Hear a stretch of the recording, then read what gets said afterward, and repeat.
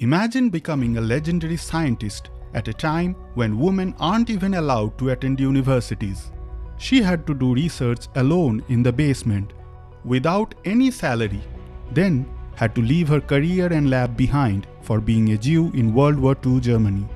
She was a genius who gave us the understanding of nuclear fission, yet refused to take part in creating a weapon of mass destruction, which possibly cost her the Nobel Prize. You have heard of Einstein, you have heard of Oppenheimer, but there was another name, a woman who helped unravel the mystery of the atom and then was erased from the spotlight. Her name was Lise Meitner. Some called her the mother of the atomic bomb, but she wanted no part in its creation.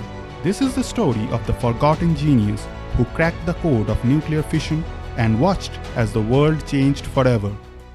Lise Meitner was born in 1878 in Vienna, Austria, at a time when women weren't even allowed to attend universities. But from an early age, Lise's mind burned with curiosity. Physics, mathematics, the mysteries of the universe, she devoured them all. Despite all odds, she became only the second woman in all of Austria to earn a doctorate in physics. In 1907, she moved to Berlin to study under the great Max Planck, a pioneer of quantum theory. Planck had never accepted a female student before, but Meitner's genius was simply undeniable. She soon teamed up with chemist Otto Hahn, and together they began one of the most important scientific collaborations of the 20th century.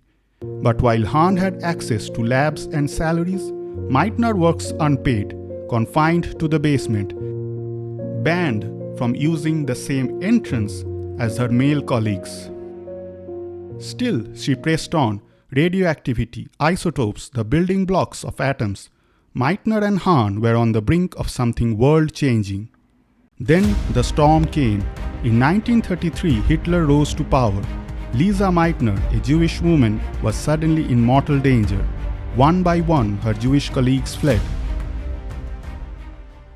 She stayed initially, but with the annexation of Austria, she suddenly became a German Jewish woman. In 1938, Meitner fled Germany with only a few belongings. She found refuge in Sweden, cold, isolated, and away from her lab. But she remained in secret contact with Hahn. Together they continued their scientific exchange through letters. Then came the breakthrough. Otto Hahn conducted an experiment bombarding uranium with neutrons and noticed something strange. The uranium seemed to split into lighter elements. It really didn't make sense. On an evening walk in a Swedish forest, Lise Meitner and her nephew Otto Frisch solved the puzzle. They realized that Hahn had split the uranium atom. It was nuclear fission.